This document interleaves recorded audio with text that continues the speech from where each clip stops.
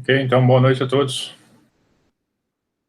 Boa noite ao Lucas e ao Pedro, que estão aqui por enquanto.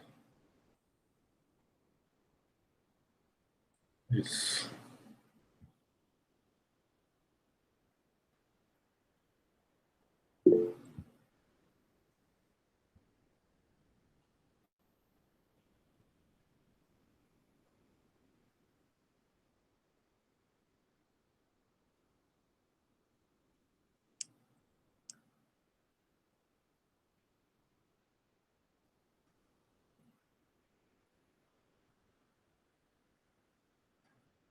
Então, e aí?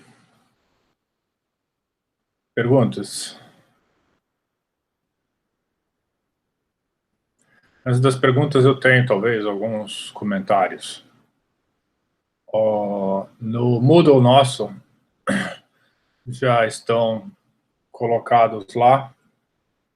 Eu já coloquei respostas para a lista 2. Tem a nossa lista 3 ficou para o dia 16, né? Então já está atualizado. Eu coloquei dados do projeto, tá? Então tem um PDF de 3 slides explicando rapidamente a proposta, o formato e a avaliação.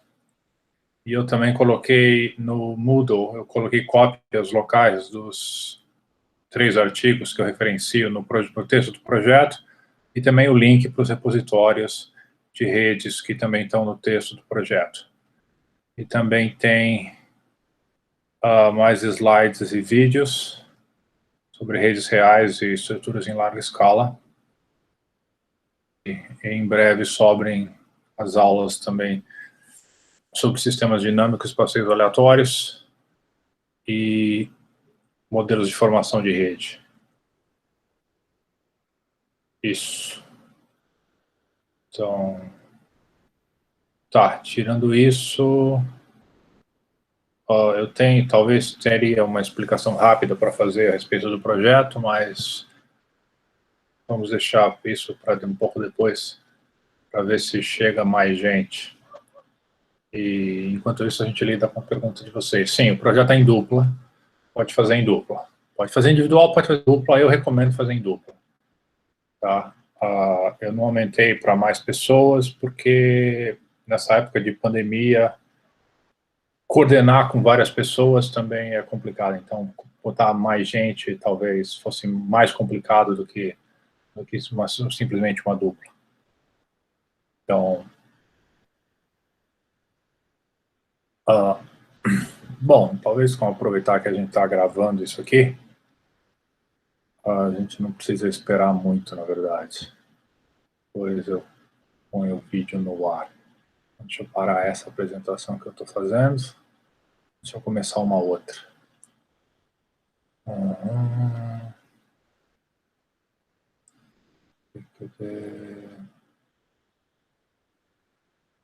Nossa, onde está?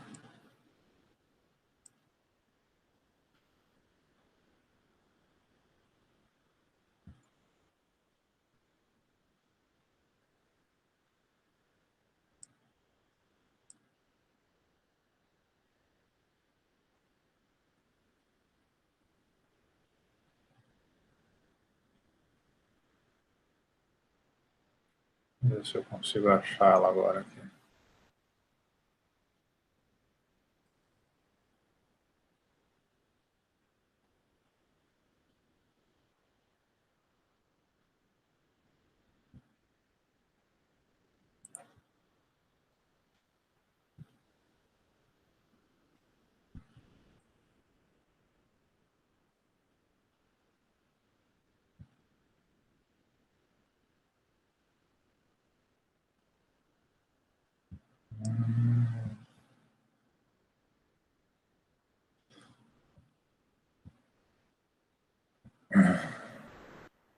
Acho que eu consegui.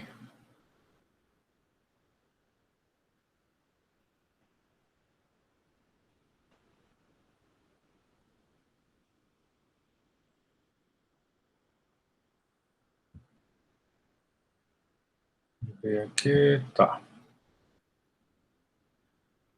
Isso. Então, enquanto eu rodo aqui, aparece para vocês aí. Ops. Ih, não ficou bom isso. Já sei o que fazer aqui.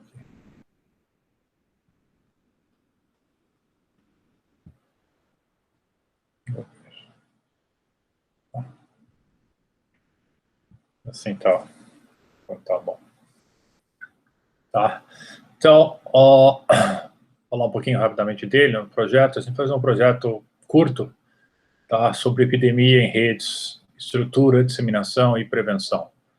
Tá, já coloquei alguns exemplos de epidemia, alguns especificamente, modelo bem simples, lá nos grafos aleatórios de Erdős, Rainey e Gilbert, e ainda vou falar um pouco mais num slide especial sobre os principais modelos, e aqui o que vocês vão fazer é exercitar um pouco disso. Vamos aproveitar que a epidemia é uma coisa que infelizmente está na moda, tá?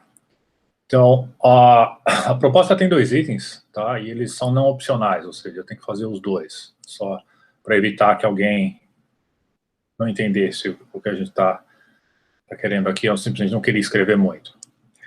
Então, eu listo para vocês aqui 3 repositórios, tá? De tudo que está em magenta, tá? Nos slides, são links, na verdade, tá? Você pode baixar o PDF e clicar neles. Se não quiser fazer isso, esses 3 links eu coloquei também diretamente acessível a partir do Moodle, e esses links aqui, que também são para páginas de artigos, eu coloquei cópias locais dos artigos no Moodle, tá? Então para não ter problema de ninguém ter problema de acesso.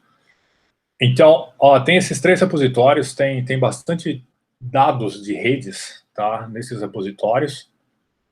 Não são os únicos repositórios que estão lá, tá? Inclusive, em alguns dos slides a gente referencia outros, mas para o que a gente vai fazer, esses repositórios aqui, eles têm alguns exemplos interessantes, tá? E a ideia é que vocês foquem em redes sociais, tá? A gente vai estudar disseminação de epidemias em redes sociais. Então, tem vários tipos de redes sociais lá, maiores ou menores, e lembre que rede social, Facebook, LinkedIn, Twitter, são redes sociais, mas também o clube de karatê que a gente viu era rede social, tá? Até coisas rede social não no seguinte sentido simplesmente de Facebook, tá? Que a gente está simplesmente contrastando com a estrutura de uma rede tecnológica, que uma rede tecnológica teria algumas características diferentes, como a gente falou, como eu escrevi nos slides e falei nos textos, tá? Então, a ideia é que vocês vão lá no item 1, tá?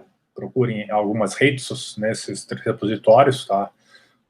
Vocês escolhem algumas redes que estão lá dentro, e aí vocês analisam e comparam, contrastam as estruturas delas, tá? E estrutura do jeito que a gente falou. Eu não vou entrar em detalhe aqui quais são, o que eu espero, tá? Eu espero que vocês entendam as estruturas que podem ser analisadas, tá? Locais, globais, em nível intermediário. E aí, basicamente, como é que o que elas têm em comum, como que elas diferem. E a partir disso, usando as mesmas redes no item 1, vocês vão para os item 2 e vocês simulam alguns tipos de epidemias nessas redes, tá? Nas redes que vocês usaram no item 1, tá? Um artigo bem curto e que explica bem essa ideia, tá? Ele é o do Dodds. Ele simplesmente faz uma visão unificadora, tá? De modelos biológicos e sociais de spreading, seria disseminação, né?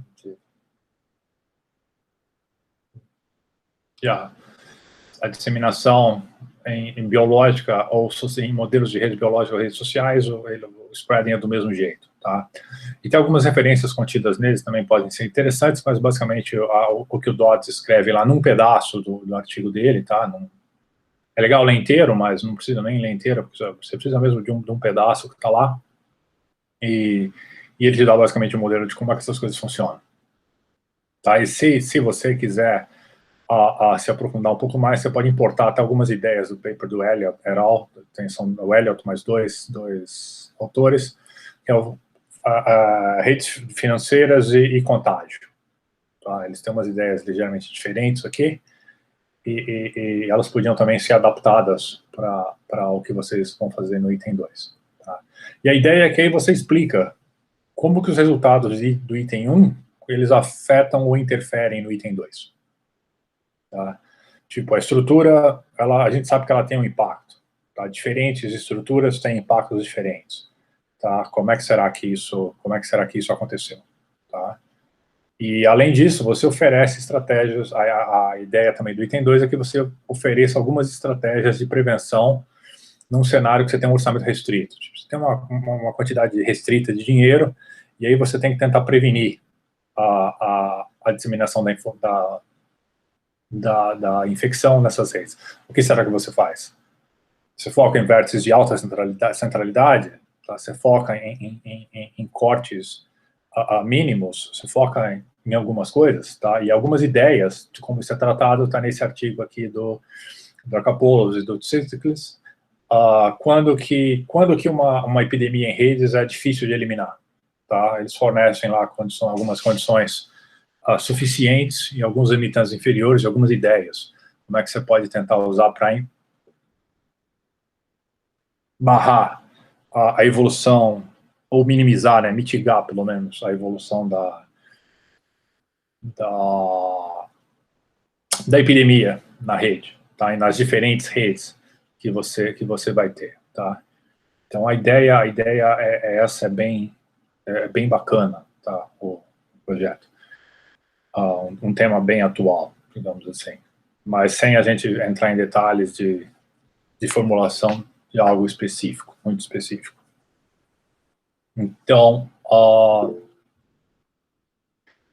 deixa eu ver, que alguém tem feito uma pergunta aqui. Vamos começar isso a partir de um número de transmissões. Isso faz parte um pouco exatamente do modelo que você vai fazer. Tá? Tipo, você pode ter um modelo de epidemia que você seleciona um vértice aleatório e ele é o paciente zero. Tá? Ou, de repente, você tem um modelo que você tem mais de um paciente zero. Tá? Você pode fazer umas diferenças assim. E aí ver como é que isso evolui. Tá? E aí tem aquelas que, por exemplo, um modelo que algumas pessoas elas são imunes vamos chamar de vírus, vai. Então elas não pegam o vírus. Ou, de repente, elas pegam, elas saram, e quando elas saram, elas propagam para os demais com uma certa probabilidade, mas elas não podem pegar o vírus de novo. Aí você pode ter um outro modelo que elas podem pegar o vírus de novo, mais ou menos como o coronavírus agora, né, que a pessoa pode se reinfectar. Então, você pode fazer umas simulações diferentes desse tipo, tá? E se você for prestar atenção, eu estou deixando algumas coisas abertas de propósito, tá? Porque a ideia é que o projeto seja um pouco realmente, não apenas experimental, mas um pouco investigacional, tá? Que você pense um pouco num modelo que faça, alguns modelos que façam sentido, tá? Essa é a ideia, e você veja como que eles funcionam. Tipo, diferentemente do que eu faço, do que a gente faz na lista, né? Na lista eu chego lá e falo para você, prova isso, prova aquilo, é uma coisa bem mais fechada.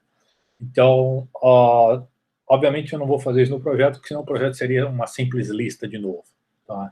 Então, o projeto tem o que a gente quer, tem mais algumas coisas que eu vou falar, que são norteadores, e a gente pode ir conversando a respeito dele nesse próximo quase mês que tem aí, para ver como vocês estão fazendo, para onde é interessante ir, onde não é interessante ir, mas é uma coisa assim bem um pouco mais aberta, tá? Para a gente sentir um lado um pouco diferente dessa área, tá? E que é muito próximo do que os cientistas de dados, os data scientists fazem na vida real. Tá? A diferença é que aqui vocês já vão pegar as redes prontas nos repositórios. Os data scientists, eles têm que ir lá e eles têm que limpar os dados e Aliás, o maior trabalho de um cientista de dados é ficar coletando e limpando dado. Daí, quando chega a parte que eu particularmente acho mais interessante, que são a parte dos modelos, dos algoritmos, aí eles acabam usando alguma ferramenta como o PyTorch ou o TensorFlow, alguma coisa assim. E, em geral, eles não implementam os próprios algoritmos deles. Então, aí você tem um grind lá de usar muita expressão regular e muito script, e limpar dado e ver que os dados são bem sujos. Tá? Eu tenho uns amigos e amigas que, poucos, mas eles estavam trabalhando com o Hospital Albert Einstein o ano passado, ali por maio. A pandemia já estava rolando no Brasil, nós estávamos nos aproximando para primeiro pico, né? E eles estavam tentando adaptar modelos de forecasting que estavam sendo usados no exterior, principalmente nos Estados Unidos, para a realidade brasileira. E a grande dificuldade que eles estavam tendo é que simplesmente os dados que eles estavam obtendo, na época ainda o governo estava... Foi antes do governo fazer a mudança na forma de contar o número de mortes, antes do consórcio da imprensa fazer uma contagem paralela, e eles falaram que basicamente os dados que estavam sendo reportados para eles simplesmente não faziam sentido. Era assim, tinha muita sujeira, tinha muita coisa faltando, tinha coisa duplicada, era realmente no começo estava uma bagunça. Então aí eles tinham que ficar tentando limpar aquilo para depois fazer algum modelo. Bom, mas no nosso caso não é esse, vocês vão ter aqui deixa eu botar aqui. Tem que botar assim, senão não funciona. Vocês vão ter aqui essa parte da rede que vocês vão poder usar. Legal. Que mais a gente fala aqui? Tá bom o formato. Tá? Então, de novo, pode ser feito individualmente ou em dupla. Eu recomendo que seja em dupla, tá? Para que vocês possam conversar e trocar ideias. E também dividir um pouco do trabalho. E a ideia é que você deve oferecer os dados e argumentos para suas conclusões de 1 e 2. Tipo, aconteceu, a gente percebe que tem essa estrutura aqui, e essa outra estrutura, e tem muito clique, pouco clique, muito triângulo, o gráfico esparso, aquelas coisas assim que... Bom, a parte 1 a gente pode tirar muita coisa do GEF, né? Tá? Só usa o GEF direitinho lá e justifica o que você pode esperar do formato da rede. Lembra, as redes são grandes, você não vai conseguir enxergar as redes, mas baseado nas métricas que você consegue extrair delas, você consegue você consegue ter uma noção do como a rede é estruturada. Tá? E isso é o que a gente imagina no item 1. E aí no item 2, obviamente, você vai ter lá umas epidemias rodando, e aí a presença ou ausência de uma certa estrutura e da forma como o modelo funciona, tá? Se você tem probabilidade dos vértices serem imunes, se ele fica imune por um tempo, depois ele volta a ser suscetível ou não. Então isso aí você tem que justificar essas coisas direitinho, tá? Eu não vou pedir provas de nenhum resultado, digamos assim, no relatório que vocês vão fazer, tá? Um texto. Aliás, pode ser um texto e pode ser em formato assim de apresentação também. Vocês escolhem. Em geral, é mais fácil fazer texto, tá? Essa é a minha experiência. Então só vai ter que justificar direitinho. Mas assim, algumas provas podem facilitar a sua argumentação, mas eu não espero vê-las lá. Um dos artigos que eu listei aqui na página anterior, ele tem provas, tá? Das coisas. Tudo feito direitinho. O do Dawes tem um pouquinho também. Mas não necessariamente vocês precisam copiar isso lá. Só precisa contar mais ou menos a ideia do que está acontecendo se você precisar daquilo. Você vai ter que selecionar algumas redes que você vai usar, tá? E quando eu falo você, eu falo a pessoa ou a dupla, tá? E o número de redes deve ser suficiente para que a gente tenha variação e representatividade nos resultados. Tipo, uma rede só não vai funcionar, tá? Você tentar fazer 100 redes, vai ser muito trabalho, tá? E você pegar, sei lá, 5 redes onde elas são muito parecidas, também não vai ser interessante, tá? Então, você gasta lá uma meia hora, 1 hora para ver mais ou menos a descrição da rede, talvez faça um teste com ela rapidamente no Geth, algum programa assim, para ver se elas apresentam características diferentes, tá? Isso aqui é só para mostrar, para ver como é que vocês se saem nessa fase de selecionar extremos, assim, que vocês não peguem uma amostra que seja estatisticamente não representativa, tá? Ponto, vocês não devem gastar muito tempo para fazer isso, tá? Deve ser uma coisa bem, assim, umas 2 horas no máximo, tá? Você vai lá, você pensa a ideia, e dá uma olhada, e vê, e o negócio deve funcionar. E você trabalha nela, se de repente lá na frente os resultados não ficaram bons, você volta e coloca uma rede a mais, uma coisa assim. Uma só não vai dar, 2 também não, tá? Mas quantas eu não sei, umas 5 pelo menos, talvez. Tá? Mas elas têm que ser representativas. Acho que no máximo 10, porque senão vai dar muito trabalho. E aí, esse é um ponto interessante, né? Observe que não tem resposta certa fixada a priori. Tá? Essa acho que é uma parte interessante do projeto. É um projeto de experimentação, de investigação. Tá? Então, a reportagem correta das conclusões e a qualidade das justificativas apresentadas é que vão definir a qualidade do seu projeto. Tá? Então, assim, de novo, não tem aquela história, eu estou esperando ouvir isso aqui, eu estou esperando ouvir aquilo lá. Não, eu estou esperando ouvir coisas que fazem sentido com as redes que vocês estão pegando. Tá? Vocês vão ter que reportar, obviamente, as redes que vocês usaram. Tá? E quais são as características delas que vocês encontraram. Tá? E eu, obviamente, vocês vão estar lá no repositório, eu vou poder checar isso. Tá? Então, as coisas têm que fazer sentido. Não tem assim, um certo ou errado. Nesse tipo de pesquisa, muitas vezes, a conclusão tem que ser correta. Tá? Isso é que é o certo da história. Né? E fica a seu critério de usar abrangência e profundidade. Aquilo que eu falei, o número de redes e o quanto você quer se você quiser trazer outras fontes de qualidade para julgar necessário, tem esse outro modelo aqui de epidemiológico que eu vi aqui, né, nesse livro, nesse artigo, que parece legal, e eu quero colocar ele junto, quero fazer uma análise dele. Então, isso você pode, cita direitinho, me descreve como põe a referência, e aí tudo bem. Tá? Então, de novo, aqui também você tem que, fica com você a definir um pouco a qualidade das coisas. Tá? E a gente tem aqui uma entrega, eu botei, a princípio, até 4 de maio, então tem quase um mês aí. De novo, não deve ser um projeto que leve muito tempo, tá?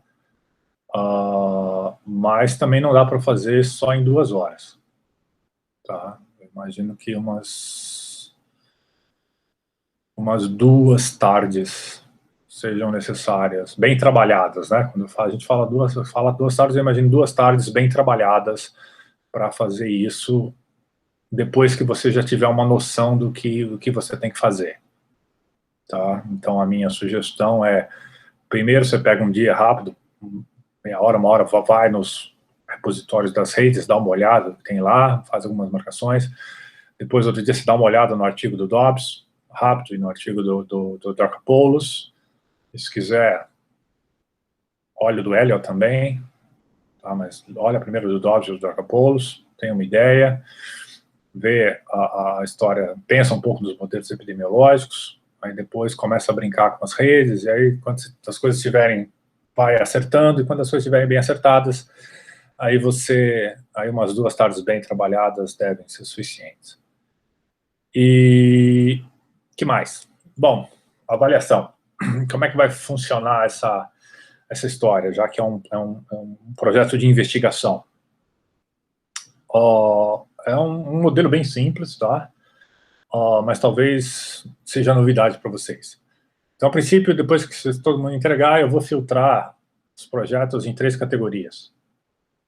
Cópia, tá? Infelizmente, a gente tem que falar disso.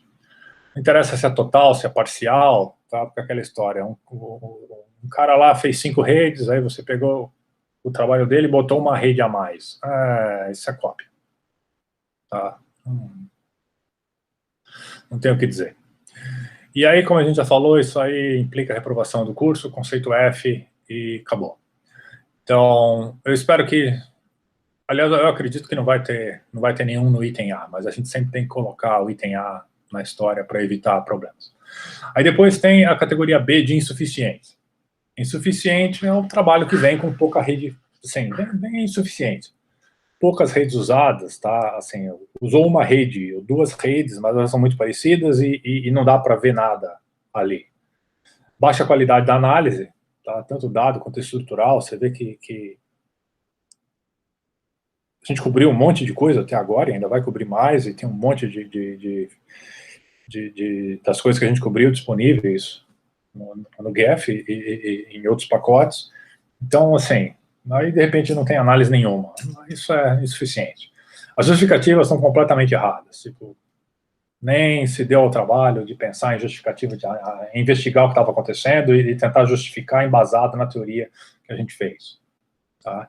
Alguns dos itens não executados, por exemplo, faz a parte 1, mas não faz a parte 2, ou vice-versa. Também não dá, né? E aí isso aqui simplesmente tem nota 0 e acabou. Tá? É um projeto que não está insuficiente, não dá para ficar tirando migalha de nota num projeto investigativo. Simplesmente não funciona. Pode funcionar em coisas mais fechadas, como lista de exercício. Essas coisas mais open-ended, que o formato é aberto, então não tem como. E aí sim vem os adequados. Bom, os adequados são todos aqueles que não estão nem no item A nem no item B. Tá? Então, a parte boa da história. Todo projeto adequado já tem nota pelo menos 5. Tá? Porque, afinal de contas, ele já é adequado. Tá? Ele passou o crivo, então tem uma investigação que vale alguma coisa ali. Como é que o resto é feito? Bom, todo projeto adequado, eles vão ser ranqueados, tá? do melhor para o pior. Digamos assim, ou do pior para o melhor, tanto faz. Eu vou criar uma ordem linear total, e aí a nota vai ser distribuída de acordo com a posição que o projeto está. Tá? Se eu receber um projeto só, obviamente, aí, se ele for adequado, a nota é 10 e acabou.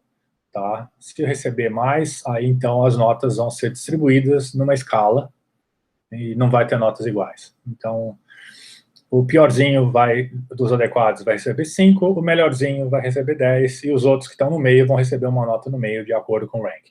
Tá? Então, a ideia é você faz o seu projeto da melhor forma que você conseguir para tentar garantir a melhor posição no ranqueamento. Tá? Essa é a ideia.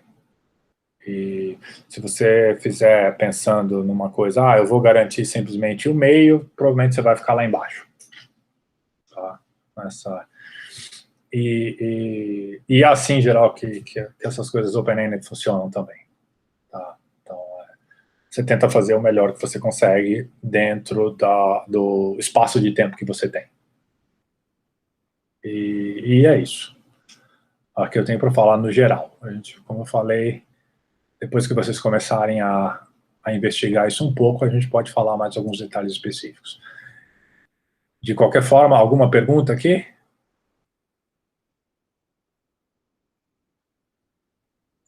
Com relação ao projeto?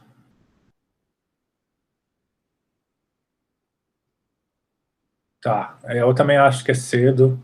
Acho que quando vocês começarem a dar uma olhada no artigo do Dodds e no artigo do Dracopoulos, aí talvez surjam algumas questões, aí a gente volta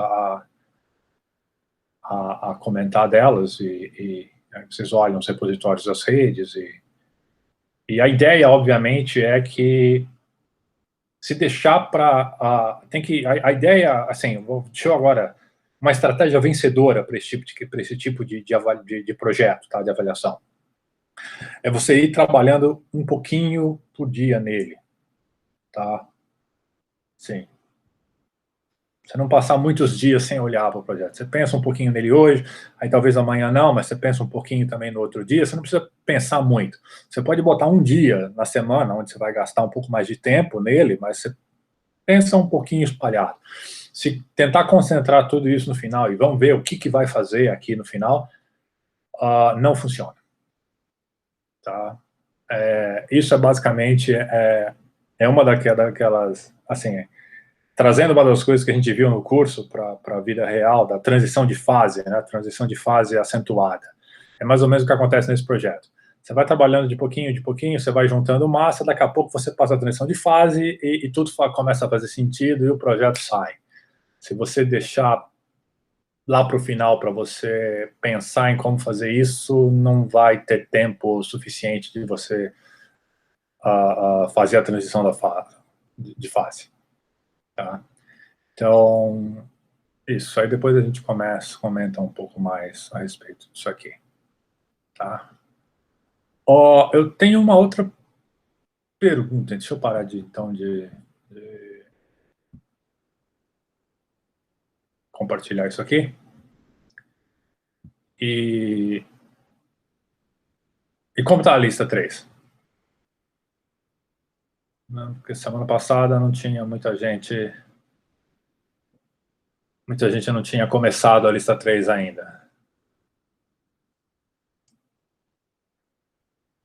Ela é um pouco mais difícil que as outras, sim. Isso é verdade, porque agora ela está trabalhando com um modelo geracional, né? Um modelo probabilístico para descrever o grafo. Então, a gente não está ganhando o grafo, a gente está construindo um modelo para tentar explicar as coisas que acontecem com uma rede. E esse é o primeiro modelo probabilístico. É um modelo simples e como está lá, a gente viu que ele explica algumas coisas, mas ele não explica tudo direito ainda. Tá? Que é o Erdős, Rane e Gilbert, né? Ele explica, por exemplo, o aparecimento súbito do componente gigante. Tá? E as redes sociais, elas têm redes gigantes. Tá? Se vocês forem olhar lá nos slides que trata das redes reais, aula 8, onde a gente coloca algumas redes específicas de exemplo e faz a discussão delas, você vê que as redes reais, elas têm um componente grande, um componente gigante. E o modelo de Erdős-Rane tem o componente gigante. Tem também o efeito do mundo pequeno. Tá? Aliás, o modelo Erdős-Rane-Gilbert explica um pouco o efeito do mundo pequeno, né, a propriedade do mundo pequeno, mas não explica completamente ainda. E isso acontece em muitas redes sociais, muitas redes reais, mas não em todas.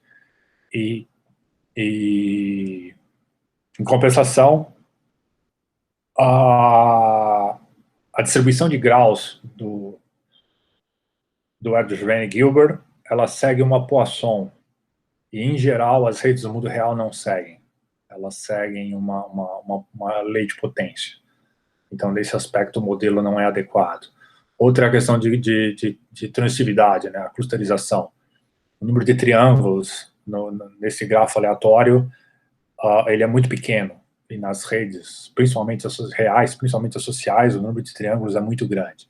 Então, o que a gente fez, uma das coisas que a gente faz nessa lista 3 é fazer pequenas modificações no modelo Erdős-Gilbert, né? Uma onde a gente coloca a 4, a gente coloca 2 categorias, e snob, não snob, que isso aqui está tentando capturar a tendência dos vértices se ligarem entre si, entre os que são semelhantes, ou com os que são diferentes. Tá? Tem a ver, isso aqui, a 4 basicamente tem a ver com o conceito de associação, né? Se a associação é seletiva ou se ela é o desassortment lá, ou se ela é generalizada. Tá?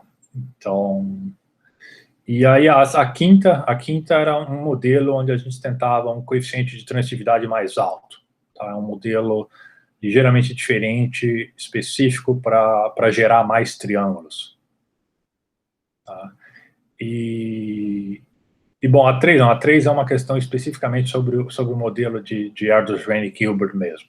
A gente só está fixando um pouco mais as coisas que foram faladas nos slides e nos vídeos. Isso. E a 2 é aquela que a gente brinca no GF explicitamente com eles.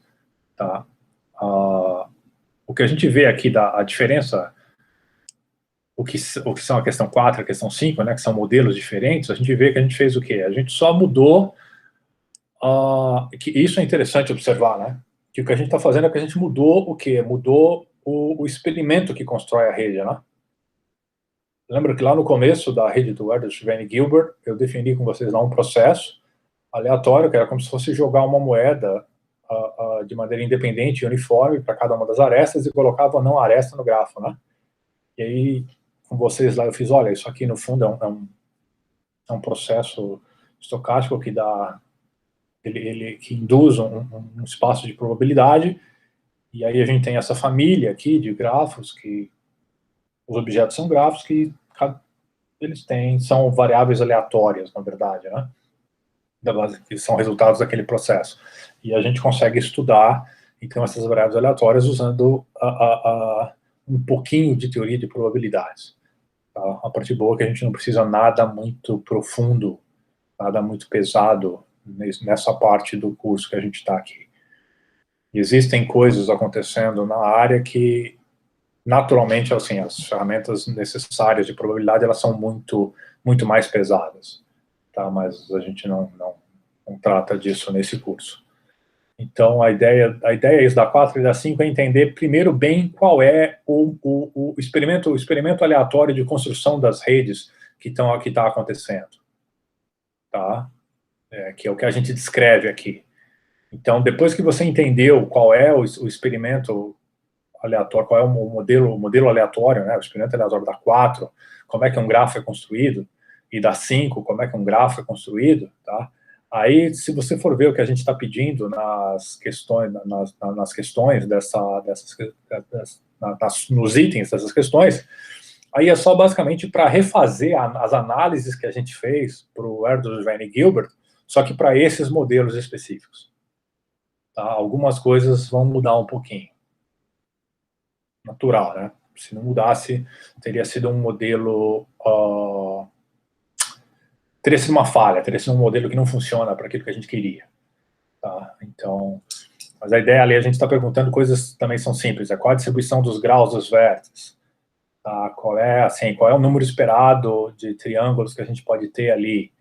Tá? Então, no fundo, dado que você entendeu o que a gente fez no Erdős Gilbert, e que depois você entendeu quem são esses modelos, como é que esses modelos funcionam e no que eles diferem do modelo de Erdős Gilbert, aí é só uma questão de você adaptar aquilo que a gente fez para o Erdős Gilbert para esses modelos novos. Tá? E aí eles funcionam. Tá? As respostas são curtas, em geral, não são longas, não.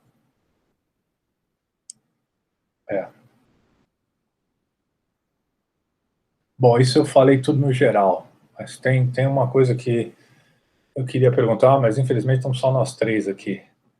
O que eu vejo no YouTube é que o número de pessoas assistindo os vídeos está muito pequeno. Mas elas são, deixa eu ver, elas são probabilísticas, para escrever elas são probabilísticas, mesmo as questões como a da 4. Sim, a 4 e a 5, os modelos são probabilísticos. Tá? Então, a 3, a questão 1 não usa nada de probabilidade, a 2 também não, porque toda a probabilidade vai ser usada no GEF, né, para gerar os grafos. A 3 é um modelo aleatório, então a gente só vai... tem algumas coisas que eu, inclusive, deixei indicado, eu falei nos vídeos e deixei indicado no slide. Nos slides é o que eu estou perguntando aqui na 3. Tá? A 3 não tem nada novo, na verdade. Tá? A 3 é simplesmente, eu estou querendo testar se vocês entenderam o que eu escrevi nos slides e o que eu falei nos vídeos. Nos vídeos eu falei um pouco mais até do que estava escrito nos slides e dei até indiquei as respostas nos itens da 3. Aí vem a 4 e a 5, sim, são modelos aleatórios. Os dois são outros tipos de grafos aleatórios que a gente está fazendo. Na 4 é um e na 5 é outro. A 4 é uma variação, é uma extensão, é uma extensão do Erdős-Gilbert, tá? Se você for ver, se a gente escolher uma probabilidade como 1 e a outra como o valor de uma probabilidade e a outra sendo zero, você vai ver que ele reduz exatamente ao caso anterior, tá? Ele vira o Erdős-Gilbert. E a 5 é a mesma coisa. É uma generalização também, mas é uma generalização para um outro lado. Agora focando em triângulos. Isso. Então, assim, você pode esperar que você vai precisar usar esperança e calcular algumas probabilidades simples. Tá? E quando você precisar usar as desigualdades tipo Markov, Chebyshev, em geral eu coloco a sugestão ali. Tá? Mas ou basta você ver o que a gente fez no Erdős-Gilbert. Isso. E a sexta não tem nada de probabilidade também envolvida. Tá? A sexta é puramente determinística, é só uma conta. Isso. Então, 3 questões tem um pouco de probabilidade, 3 questões não tem nada de probabilidade. Na CTA2.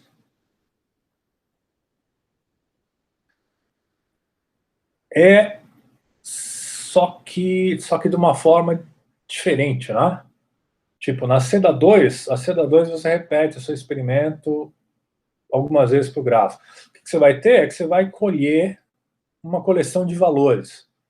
Aí realmente, se você fizesse a média desses valores, se a amostra fosse suficientemente representativa, você imaginaria que essa média experimental, essa média amostral que você calculou, que ela se aproximasse da média da população de todos os grafos. Sim.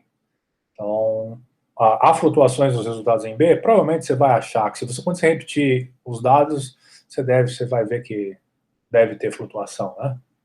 Então, e aí realmente você teria que fazer a média e a sua amostra teria que ser grande o suficiente para garantir que a média experimental ela está estimando a média verdadeira. Tá,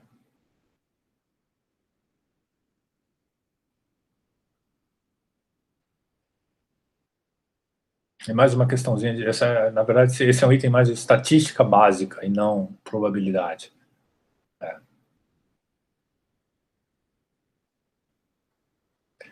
Para ser verdadeiro, realmente, ou se a população fosse finita, aí teria que testar todo mundo, né? Então, o que aí não é o caso, né? Pode ser a população... Se ela for infinita, é impossível. Mesmo se ela for finita, mas muito grande, também pode ser impossível. Então, no fundo, é que a gente tem que... Uma amostra, em geral, é muito pouco. 2, 3, aí... A verdade é que dá para... Se a gente souber qual é a distribuição que modela a população, a gente consegue saber qual é o número de elementos na amostra que a gente tem que ter, desde que eles tenham sido escolhidos de forma independente e uniforme, ou seja, seguindo a mesma lei, a gente consegue saber quantos são necessários para que a gente estime a média experimental que a gente tenha, ela estime a média verdadeira, o valor verdadeiro da função verdadeira, com um certo grau de confiança, um certo grau no intervalo de confiança. Tipo, olha, a gente tem quase certeza, tem uma certeza alta, 95% de certeza que a média está entre esses dois valores aqui. Tá? Isso dá para fazer, mas aí aqui a gente está pedindo uma coisa mais simples que isso. Mas se você quiser argumentar nessa linha do intervalo de confiança, tudo bem. Tá? Talvez você já tenha visto isso num curso de introdução à probabilidade estatística. PE, acho que eles chamam no FABC, probabilidade estatística, que é um curso bem introdutório. Mas aí exatamente, foi lá mesmo, PE. Eles falam um pouquinho de estatística lá.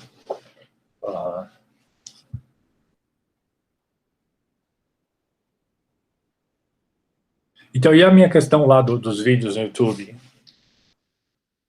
Eu posto os vídeos lá, eu vou ver no Analytics e quase ninguém assiste os vídeos, né? Não estou apontando dedos aqui, até porque só vocês dois estão aqui. Seria meio ridículo eu dizer quem assistiu e quem não assistiu. Mas a verdade é que o número de vídeos o número de vídeos assistidos está muito baixo. Assim, tem vídeo que nem clique recebeu, entendeu? E às vezes as pessoas clicam para assistir o vídeo e aí vão lá, assistem os primeiros 5 minutos e caem fora. Aí, poxa, mas desistiu assim?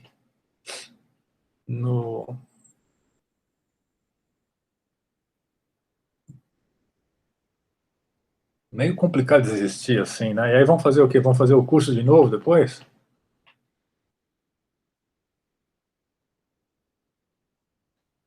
Uhum. A parte boa, assim, eu não consigo, ou pelo menos eu não procurei, a verdade é essa, eu nem sei se dá, eu não procurei para ver quem está assistindo ou não. Tá? Eu não fiz isso e nem vou fazer.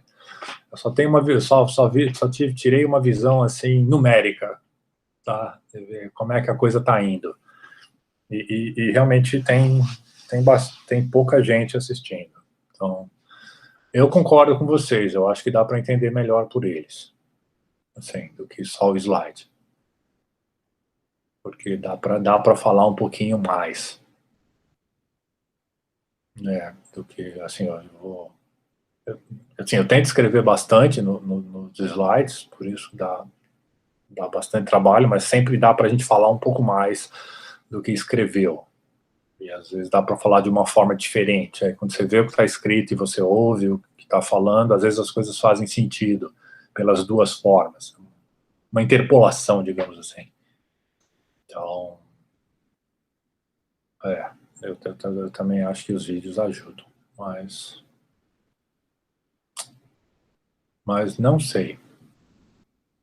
Então vá, perguntas específicas que vocês tenham hoje.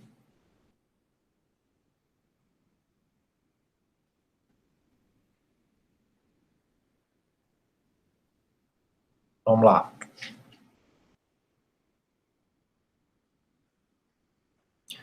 C dá 1.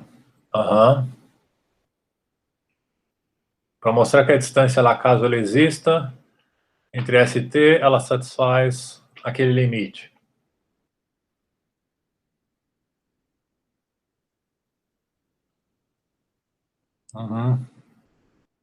Que a gente tem ali, a gente tem que na entrada da matriz Z, né, a posição ST, a gente tem lá que aquilo é a soma dos pesos de todos os caminhos, né, de S até T, ou dos passeios, digamos assim, né, a gente pode trabalhar com passeios, fica mais fácil.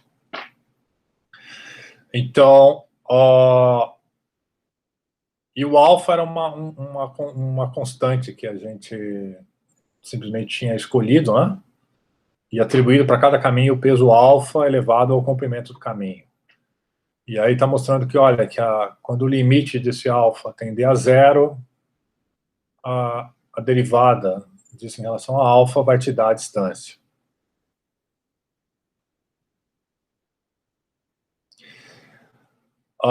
Você pode usar o item A, na verdade, se você usar o item A para resolver a questão C, isso por aí ela sai.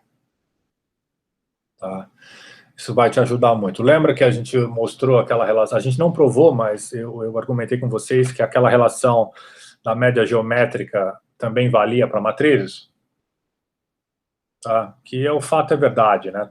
Assim, que eu também não vou provar, tá? Mas toda vez que a gente tem uma função analítica, tá? A gente consegue estender ela para matrizes. E aquela história da a série geométrica, ela é analítica, basicamente, por definição, tá? E eu também não vou definir explicitamente agora o que é analítica aqui, é uma coisa que sei lá, se um dia quem fizer um curso de análise complexa vai ver isso direitinho. Mas a gente... Então, o que está no item A é exatamente isso, exatamente a forma fechada de uma soma analítica que é uma progressão geométrica, só que para matrizes, né? E aí, então, se você, com o resultado da prova do A, você substituir na C a relação que você tem para aquela entrada e fizer as continhas com o alfa, aí a coisa sai. Tá? Tentei substituir como exponencial do alfa. Como assim? Ah, você está falando de substituir o log, né? Tá.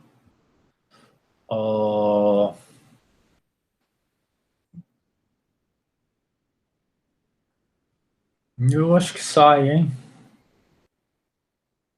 É.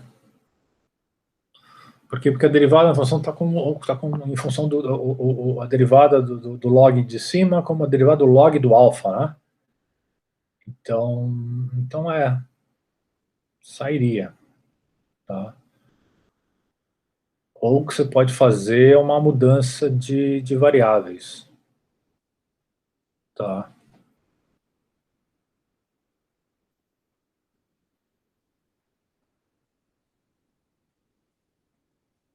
Hum,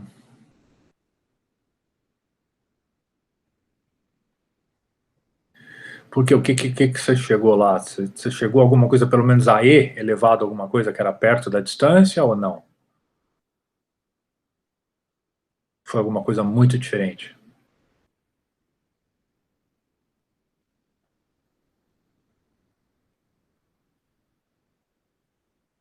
Porque desde que você chegasse com que o expoente fosse o valor da distância, né? Aí a base você pode... Ela seria eliminada nesse caso. Dava certo se eles fossem vizinhos. Mas em todos os outros dava zero. Hum, hum,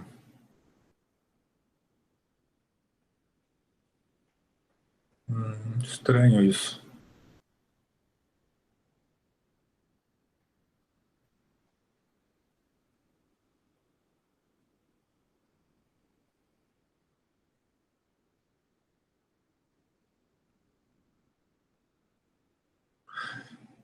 Se você tentasse botar, fazer o limite direto na soma,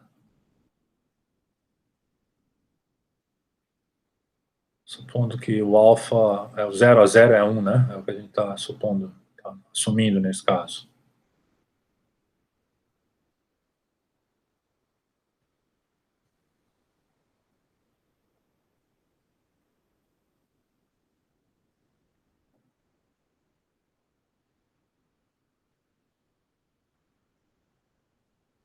Aí eu acho que sai também.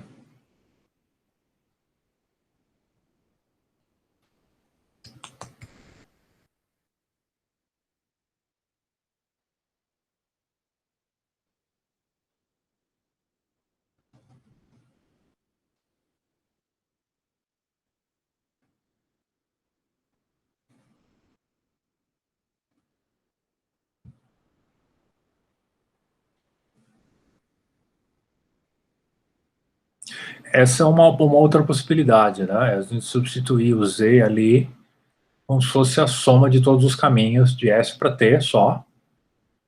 No fundo é a entrada, né? E dando para a entrada da matriz, a gente sabe aquilo lá da matriz. Eu acho que ainda daria... Seria mais fácil usar a relação ali. Deixa eu ver. Dando alfa, levando aí. Levando alfa aí. Mas se usar a definição da soma, nós que somos as pessoas com entrada, porque é a mesma coisa, então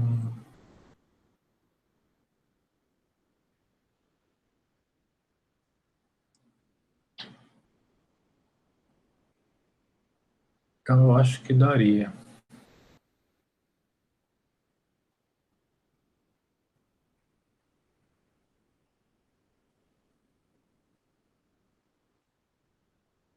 Deixa eu ver um pouco aqui.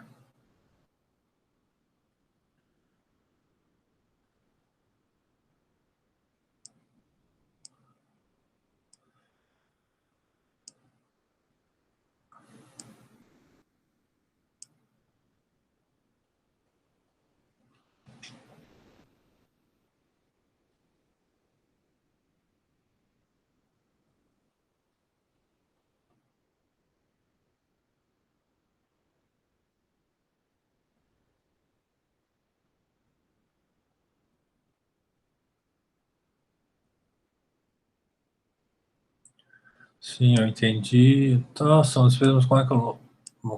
Mas como log vai ficar o comprimento? Eu faço para ser só o menor comprimento possível. Tá, deixa eu ver o enunciado de novo.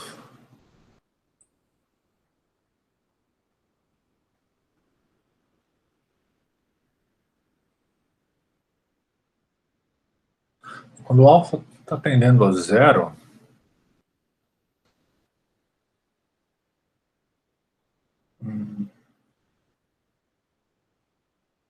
o que a gente está fazendo é que a gente está realmente cancelando a contribuição dos caminhos maiores, né?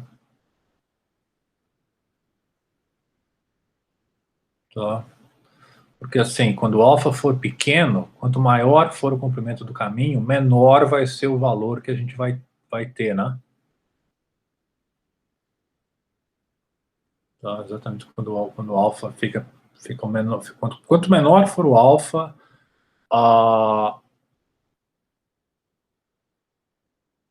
maior for o caminho, menor vai ser a contribuição desse valor. Tá? Então, na verdade, para alfas muito pequenos, só realmente quem contribui na soma são os caminhos curtos. Tá? Isso vem basicamente disso aqui. Se a gente pegar, sei lá, por exemplo, meio elevado a 4, muito maior do que meio elevado a 40, digamos assim.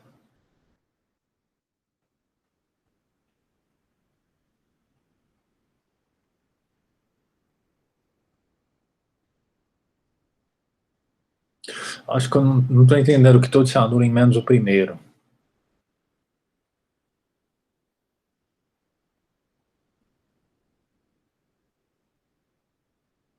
Sim, o primeiro é zero, mas agora entra a história da potência da matriz, né?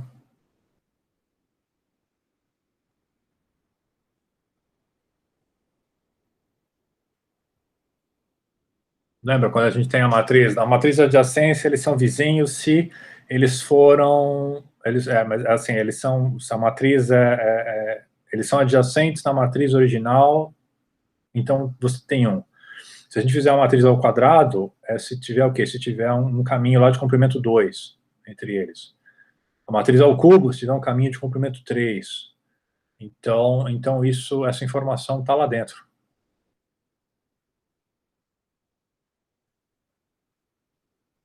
Uhum. Faz sentido? Você entendeu o que eu falei?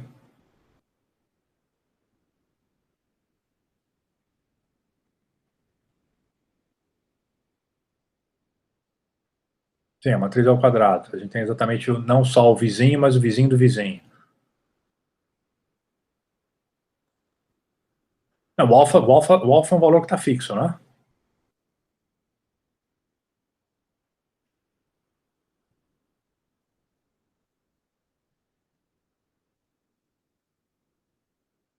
Ah, entendi. O comprimento, o P que você diz, o comprimento do caminho.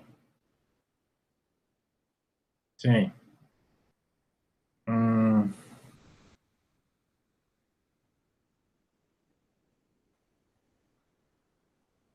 Hum, entendi.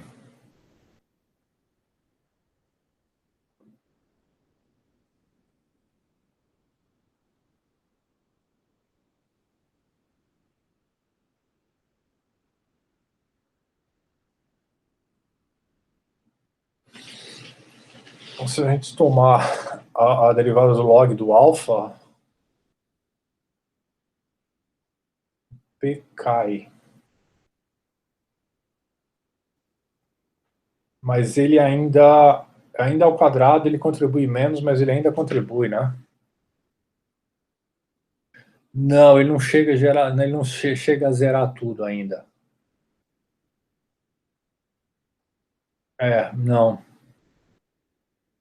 Ainda não. Ele fica menor, mas ainda não tão menor. E a verdade é que é o seguinte, porque a matriz ao quadrado, a gente pode decompor a matriz como se fosse alfa matriz vezes o alfa matriz, né? A gente pode esse alfa pode diluir nas duas matrizes. Então ele fica menor, mas ele ainda contribui.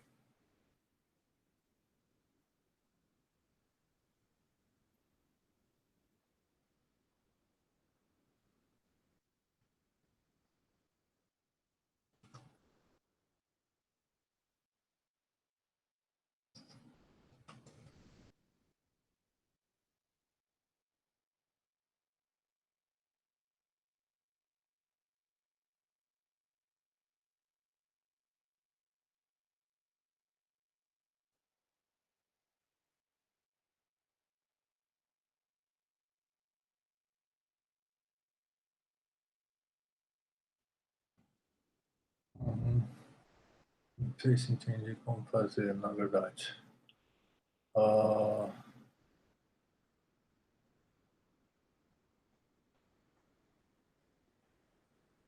É. Aí. O problema é que aí desse jeito, aí eu vou lá, se eu for escrever, eu entrego a conta toda. E eu queria ver como é que você se virar, como é que você se viraria com um pouco mais de independência cada vez mais ao longo do curso. Deixa eu ver se tem mais alguma coisa que eu consiga falar a respeito disso.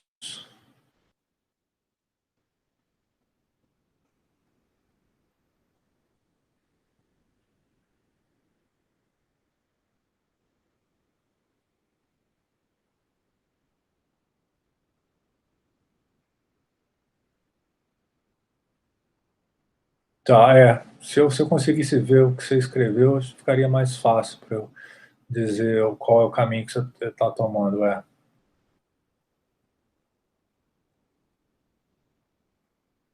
E o Lucas, tem pergunta? Não tem pergunta?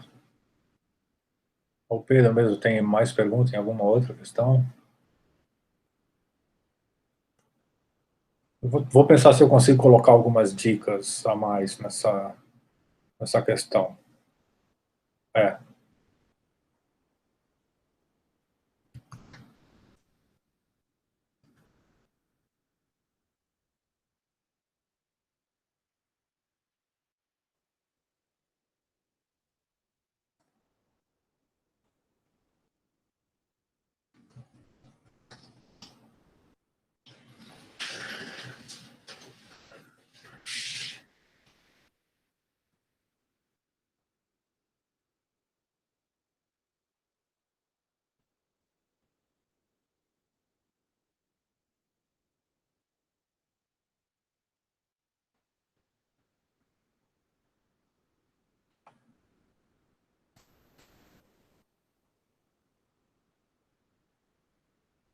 Tá. Acho que faz sentido isso mesmo. E tanto para o Pedro como para o Lucas, ainda dá uma olhada nas aulas e pensa um pouco. Lembra isso que eu te falei? A diferença é tanto a 4 quanto a 5. Elas são generalizações do modelo Erdős-Rhény e Gilbert que a gente faz nas aulas. Então, os grafos que vão ser gerados são ligeiramente diferentes. Tá? Se a gente acertar os parâmetros, volta nos casos originais. Tá? Só que cada uma a generalização foi por um lado. Então, a diferença é, agora a gente quer refazer a história dos graus e dos triângulos para essas pequenas variações.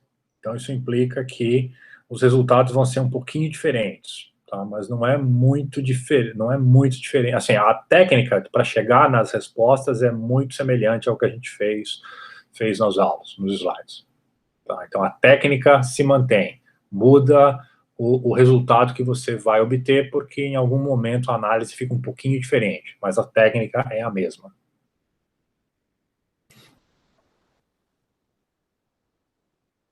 Exponencial de alfa vezes A dividido por identidade. Exponencial de alfa vezes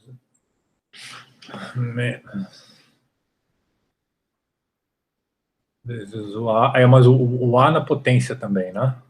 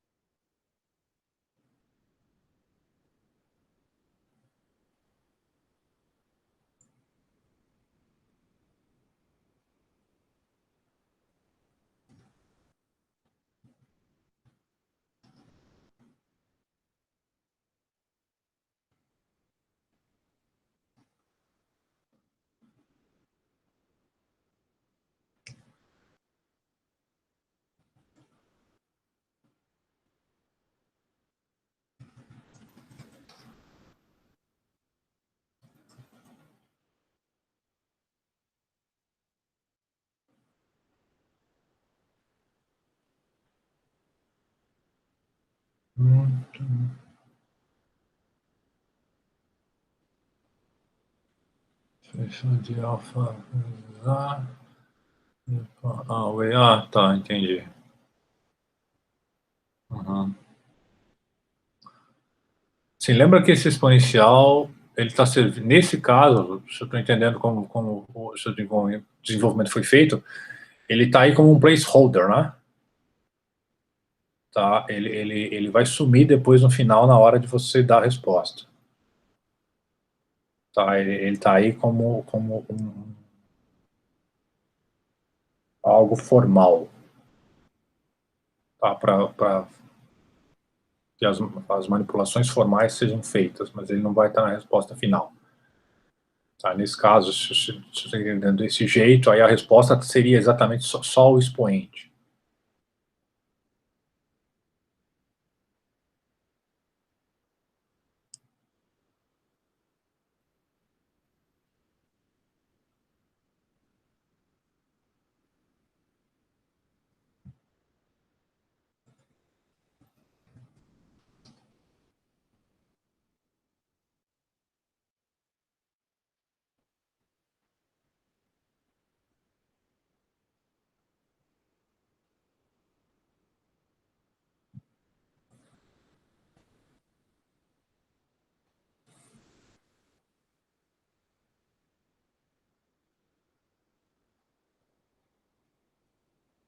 Menos A sobre menos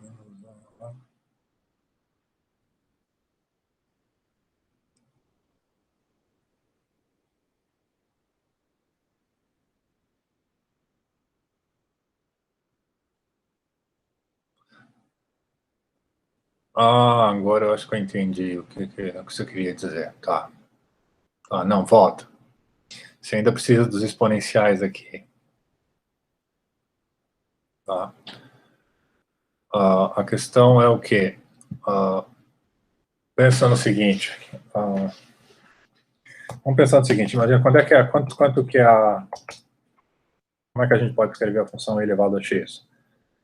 Tem uma função, tem uma expressão analítica, de novo, para e elevado a x, que é o quê? É 1 mais x sobre 2, mais x ao cubo sobre 3 fatorial, né? Mais, mais x k sobre k fatorial, mais, tá? Vamos ver se talvez isso te ajude. Lembra disso aqui?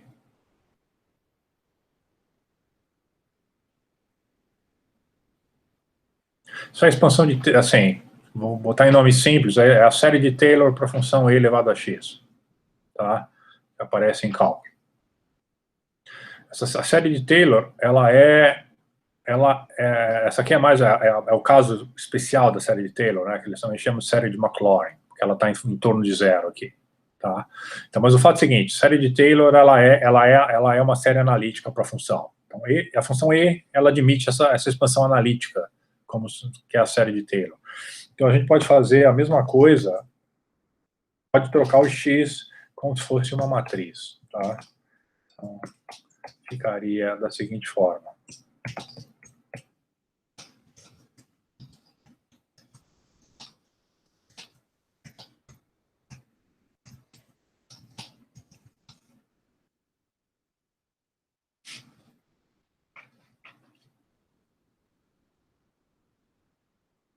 Observe que a função e elevado a é uma matriz. Tá? E quando você tem ali, no caso, o alfa A é uma matriz e e elevado a alfa A é uma matriz. E você tem essa relação. E você pode usar se você achar que vale a pena. Observe que é uma relação muito parecida com a que você tinha no começo. A diferença é que você está dividindo agora por esses fatoriais aqui. Tá? Nos denominadores. Então,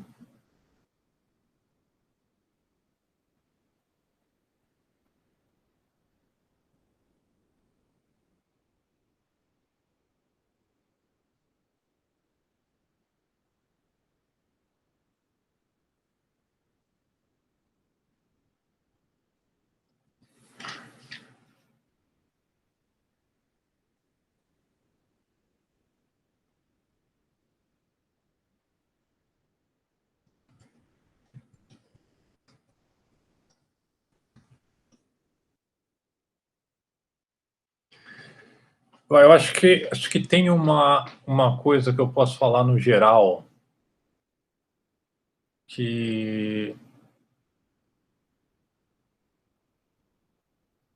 pode ajudar, tá? E não precisa olhar a teoria completa da história, tá? Mas é a...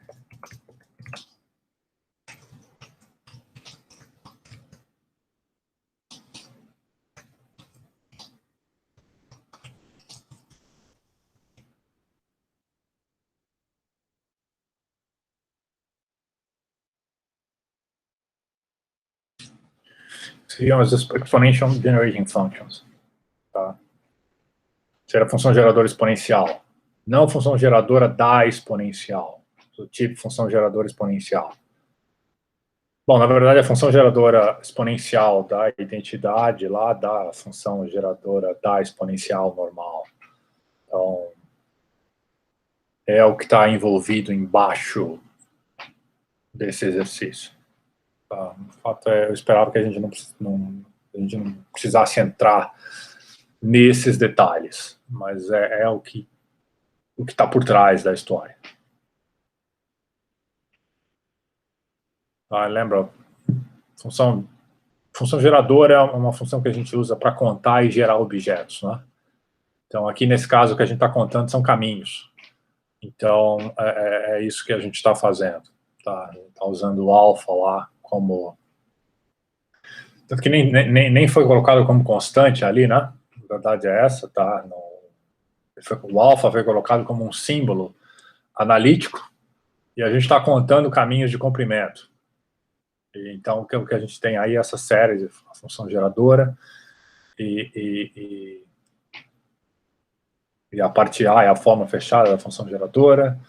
Nesse caso, a gente perguntou quando a condição para o alfa para ser convergente. Aí, quando ela é convergente, mostra, olha, que se a gente derivar a função, o número de vezes necessário e fazer o valor I da variável I para zero, a gente vai ter exatamente o objeto que a gente quer. Tá? Acho que... Deixa eu ver se eu faço a coisa de uma outra forma para vocês e se isso faz sentido. Deixa eu pensar num ambiente um pouco diferente.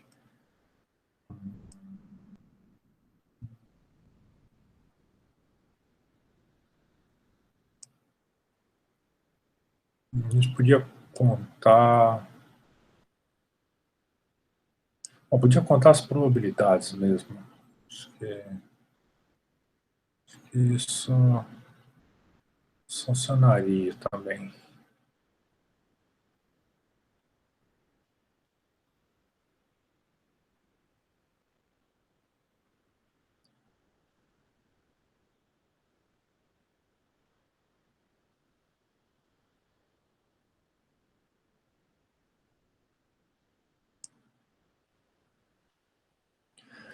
Tá, vamos fazer com probabilidade, vai. Imagina que a gente tem lá uma distribuição D qualquer, tá? Vamos supor que ela é discreta, tá? Só para facilitar. Então, a gente tem lá, teria, sei lá, probabilidade de P0, probabilidade de P1, probabilidade de P2, probabilidade de P3, e ela segue, né? Isso, sei lá, uma distribuição, vamos chamar isso aqui de D. É um vetor, pode ser finito ou infinito, mas ele é discreto, ou seja, no seguinte sentido, ele é contável.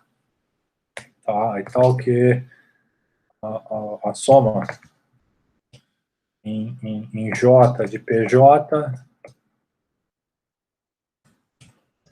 vou dar uma notação aqui um pouco, 0, vai ficar um pouco pior. 0, P1, P2, P3, tá, a equação de PJ aqui tem que dar 1, tá? Só para isso aqui ser exatamente uma distribuição de probabilidade. Bom, tem várias formas da gente representar uma distribuição de probabilidade, tá? A gente pode representar com um vetor desses, pode representar com um grafo, pode representar como uma função geradora, por exemplo. Tá? A gente podia chegar e definir uma função g de z como se fosse da seguinte forma. A gente coloca a variável P0 sozinha, independente. E a gente coloca a variável P1 com z. Coloca a variável P2 com z ao quadrado. A mais. A gente coloca a variável P3 com z ao cubo. Obviamente isso aqui tem multiplicações aqui envolvendo essa história, né?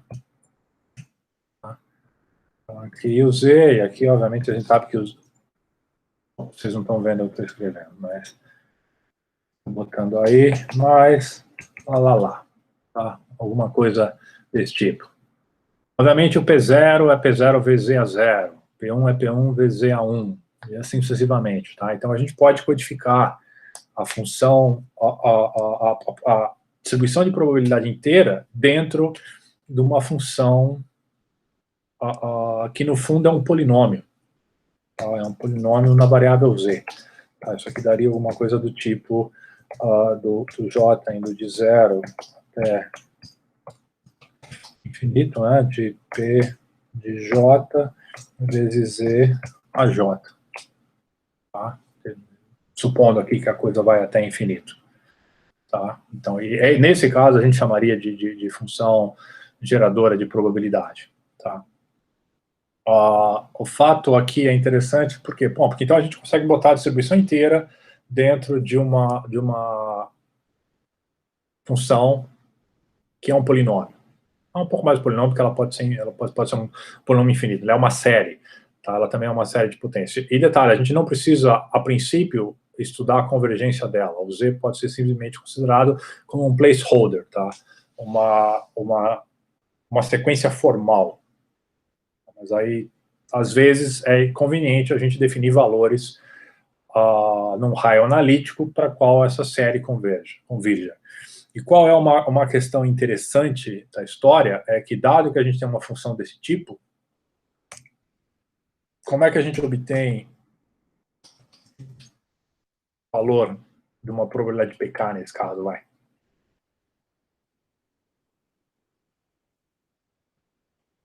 Ela está lá dentro na série. Como é que a gente obtém esse valor? Bom, a gente pode pegar o PK e saber que o PK vai estar associado a quem? Ele vai estar associado ao coeficiente ZK da função P de Z, não é isso? Se eu olhar exatamente para quem é o coeficiente da potência, assim, do termo Z elevado a K, eu vou ter exatamente o PK. Tá? E como é que eu extraio esse cara de lá, então? Bom, então o negócio é o seguinte, basta eu simplesmente fazer o quê? Basta eu derivar a função G K vezes. Tá? Se eu pegar aqui e fizer a derivada de G de Z em função a Z, né? Tá? E isso eu tenho que fazer K vezes. E vai me dar o quê? Eu vou chegar e baixar o coeficiente, o expoente da função do Z para 1. A questão é que eu vou ter baixado isso várias vezes, né? Tá? Então eu vou ter lá, se fosse Z ao cubo, eu vou ter 3 vezes 2 vezes 1, e aí eu vou obter a probabilidade que eu tenho. Então, no fundo, vai aparecer o quê? Vai aparecer um fatorial na frente do coeficiente. Um fatorial multiplicando o coeficiente. Então, obviamente, eu tenho que fazer o quê? Eu tenho que dividir por esse fatorial. Tá? E aí eu vou obter a função que me dá vou obter uma série, tá? Uma nova série que começa agora com PK, e ela tem o quê? Ela tem então PK estava na variável ZK, eu eliminei a variável ZK, eu tomei conta dos expoentes que ficaram, quando eu fiz as derivadas, acabaram multiplicando o meu PK, eu tomei conta deles dividindo pelo fatorial, só que acontece o quê? Só que a série continua, né? Porque, digamos assim, que essa série seja infinita, tá? Só que tem um jeito de eu me livrar dela, né? Por quê? Porque, bom, o PK que eu queria agora, ele não está mais sendo multiplicado pelo Z, pela variável Z, mas todos os demais termos estão. Então, o que a gente faz? A gente avalia essa série em Z igual a zero. E aí a gente obtém exatamente o valor do PK. Claro que, assim, isso a gente não usa, a gente não escreve um programa utilizando esse tipo de relação, tá? Mas isso é útil do ponto de vista matemático-analítico, tá? Para a gente provar resultados. Então isso é basicamente a mesma coisa que a gente está fazendo no exercício 1. Tá? A única ideia é que eu gostaria da gente ter feito esse exercício sem eu ter introduzido esse ferramental de funções geradoras com vocês. Tá? E aí o que acontece lá, na verdade, quando a gente tem lá o del log de z dividido pelo del log de alfa, tá?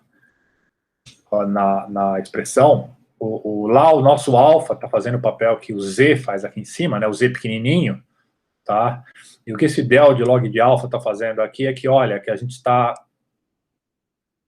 Isso aqui é o equivalente a dizer que, olha, que a gente já está multiplicando por esse 1 sobre k fatorial aí, tá? Então, a parte exponencial da história.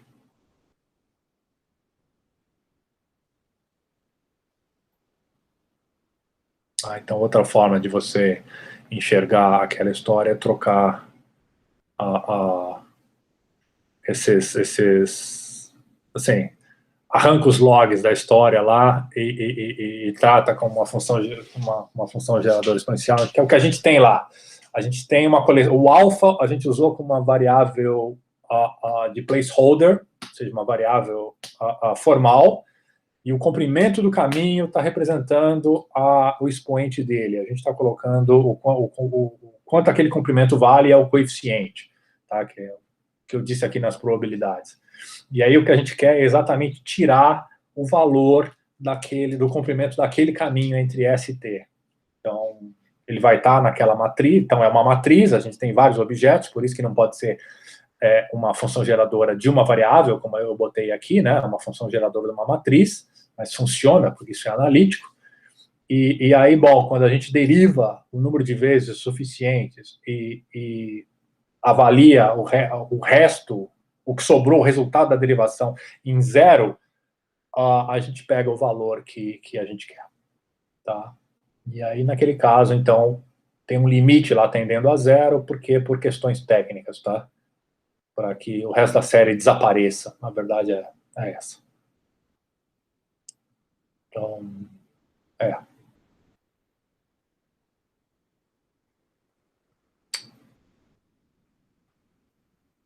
entendeu? Que bom. Então, é uma questão que eu queria a gente tentar fazer ela sem, mas realmente esse ferramental ele dá mais, ele dá, assim, é o que está por trás, tá? É o subjacente, a questão é isso aí. Então, e aí esse ferramental todo de funções geradoras, ele está por trás dos grafos aleatórios também, mas não regulares.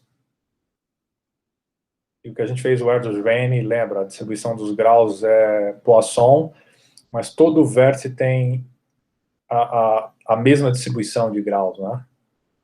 Tá. E se a gente quiser que cada vértice tenha uma distribuição diferente, ou seja, algo não homogêneo? Se a gente quiser grafos aleatórios, mas que a gente quer prescrever os graus dos vértices. Aí o que a gente fez lá no Erdős-Rényi não funciona. A gente tem que prescrever as coisas de uma forma um pouco mais precisa e o modelo tem que ser mais forte. Então, aí, função geradora é uma das ferramentas que a gente usa para fazer as análises. O modelo é simples, o modelo não usa função geradora. O modelo a gente define, é fácil contar, eu vou contar em breve para vocês. Só que aí na análise profunda a gente tem que usar a função geradora, mas aí eu acho que não vai dar tempo nesse curso da gente fazer isso. Mas é sensacional. Aí a matemática começa a ficar realmente sensacional. Mais perguntas, mais perguntas.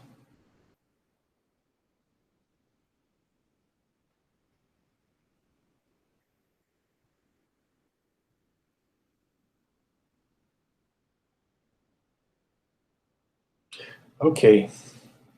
Então tá.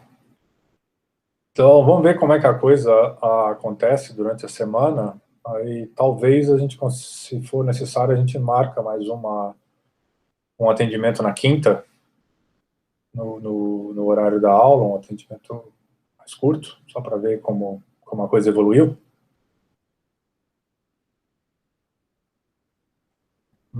Legal. Então, vamos deixar marcado, então, quinta, às 8.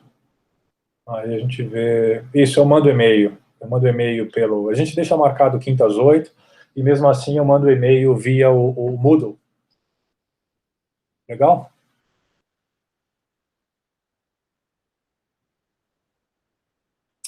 Então tá. Então, se ninguém tem mais pergunta, ficamos por aqui por hoje.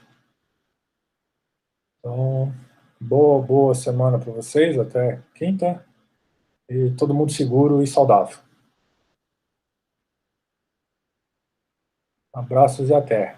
Obrigado, boa noite para vocês também. Boa semana.